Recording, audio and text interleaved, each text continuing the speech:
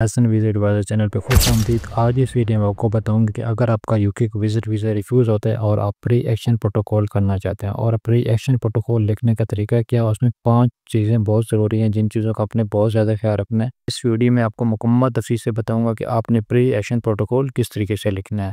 बहुत से लोग मुझे मैसेज करते हैं और कहते हैं कि हमें प्री एक्शन प्रोटोकॉल का कोई पैटर्न दिया जाए, फिर भी उनको समझ नहीं आती कि इसको किस तरीके से लिखना है। किसी ने भी अपना प्री एक्शन प्रोटोकॉल मुझसे लिखवाना हो या अपना रिफ्यूज़ल लेटर शेयर करके उसको स्टडी करवाना हो कि ये वीज़ा क्यों रिफ्यूज़ हुआ, तो मेरे इस व्हाट्सएप नंबर पे रब्ता कर सकते हैं। रिफ्यूज़ल लेटर में एक पैराग्राफ लिखा होता है जिसमें V4.2 और V4.6 लगा होता है। ये लॉ कौन सा होता है? बहुत से लोगों को इस लॉ की समझ नहीं आती कि इसका मतलब क्या है और ये क्यों लिखा होता है, लेकिन जब हम प्री एक्शन प्रोटोकॉल करते हैं तो इन चीज़ों का जवाब बहुत डिटेल से देना होता है। V4.2 और V4.6 क्या मतलब है, इसके बारे में बात करते हैं। वीज़ा ऑफिसर V4.2 लगाता है कि आप वाकई विजिट पे नहीं जा रहे बल्कि किसी और मकसद के लिए जा रहे हैं, तो जब वो आपका वीज़ा रिफ्यूज़ करता है तो वो V4.2 के लॉ के हिसाब से आपका वीज़ा रिफ्यूज़ करता है। V4.3 क्यों लगाता है? वीज़ा ऑफिसर कहता है कि आप वहाँ पे विजिट के लिए नहीं जा रहे बल्कि किसी और मकसद के लिए जा रहे हैं। V4.2 और V4.3 तकरीबन सेम ही होता है। V4.4 क्या है? वीज़ा ऑफिसर कहता है कि आप खुद को सपोर्ट नहीं कर सकते, जब आपके अकाउंट में बैलेंस कम होता है तो अफसर V4.4 लगा के आपका वीज़ा रिफ्यूज़ करता है। V4.5 क्या, वीज़ा अफसर कहता है कि आप वहाँ से वापस नहीं आओगे, तो इस वजह से वो वीज़ा रिफ्यूज़ करता है और V4.5 लगाता है।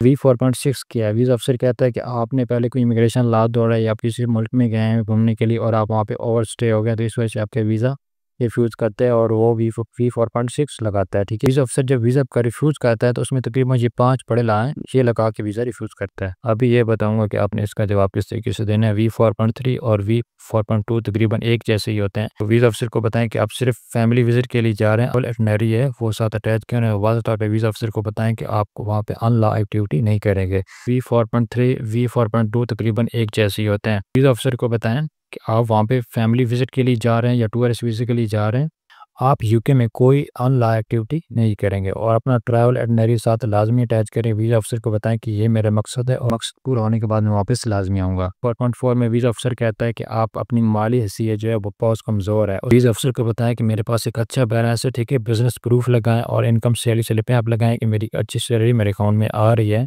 तो मैं किस तरह से मेरी फाइनेंशियल जो डॉक्यूमेंट है वो कमज़ोर है। V4.5 वीज़ा अफसर लगाता है, कहता है कि आपकी जो पाकिस्तान में टाइज़ हैं वो बहुत कमज़ोर है, पाकिस्तान में जो आपके टाइज़ हैं बहुत कमज़ोर हैं। तो वीज़ा अफसर को बताएं कि भाई मेरे पास एक फ़ैमिली है पाकिस्तान में, मेरे पास जॉब है, मेरे पास प्रॉपर्टी है और मेरे पास कार है, ये चीज़ें मेरे पास हैं, तो मेरी टाइज़ किस तरह कमज़ोर हैं। तो वीज़ा अफसर को डिटेल से प्रूफ के साथ बताएं कि मैं वापस ज़रूर आऊँगा, मेरे पास तो ये तमाम चीज़ें हैं, तो मैं वापस क्यों नहीं आऊँगा। ठीक है, इसका जवाब भी आपने तफसील से देना है। सिर्फ V4.6 लगाता है तो आपने अगर पास में कोई रिफ्यूज़ल में या आपने कोई इमिग्रेशन लॉ तोड़ा या आपने इमिग्रेशन की कोई भी गलती की है, तो वीज़ा अफसर को बताएं कि मैंने ये गलती नहीं की। लेकिन अगर आपने कोई ऐसी गलती की भी है तो वीज़ा अफसर को एक जस्टिफिकेशन लेटर बना के दें, उसमें बताएं कि ये गलती आपसे किस तरीके से हुई है, उसको एक जस्टिफिकेशन दें। सिर्फ को V4.6 का जवाब भी बेहतरीन तरीके से दें। नंबर 2 पे क्या चीज़ है, नंबर 2 पे किस चीज़ का आपने बहुत ज़्यादा ख्याल रखना है। सिर्फ बातें से नहीं बल्कि तहरीरी और ऑफिशियल सबूत देना बहुत ज़रूरी है। वीज़ा स्टेटमेंट, कंपनी का लेटर, जायदाद की कागजात, स्पॉन्सर टैक्स रिटर्न किसी इदारे से तस्दीक करके लगाएं। मिसाल के तौर पर अगर आपके पास प्रॉपर्टी के डॉक्यूमेंट है तो आपने उसको नोटरी पब्लिक के साथ लाजमी करवाना है, और अगर आपके पास बैंक स्टेटमेंट है तो बैंक स्टेटमेंट आपने मोबाइल एप्लीकेशन से डाउनलोड करके अटैच नहीं कर देनी है। बैंक स्टेटमेंट को आप अटेस्टेड करवाएं और साइन स्टैम्प करवा के उसको अटैच करें। आपने मोबाइल वाली एप्लीकेशन से जो बैंक स्टेटमेंट निकलती है वो अटैच नहीं करनी। नंबर 3 पे किस चीज़ का आपने बहुत ज़्यादा ख्याल रखना है। प्री एक्शन प्रोटोकॉल एक आम दरख्वास्त नहीं बल्कि कानूनी नोटिस होता है। प्री एक्शन प्रोटोकॉल को आपने सिंपल ज़बान में नहीं लिखना, एज अ लॉयर के तौर पर जिस तरह वकील अपने केस में लफ्ज़ इस्तेमाल करते हैं, एक अदालती केस जब होता है तो उसको एक प्रोफेशनल तरीके से लिखा जाता है बल्कि नॉर्मल तरीके से नहीं लिखा जाता। प्री एक्शन प्रोटोकॉल के अंदर आपने ये चीज़ें मिस नहीं करनी। आपका नाम, reference number, passport number, GWF number, ये चीज़ें आपने लाजमी अटैच करनी है। सबसे ज़रूरी चीज़ है वो सबूत है। अगर आप सबूत अटैच नहीं करते तो आपका प्री एक्शन प्रोटोकॉल अप्रूव नहीं होगा।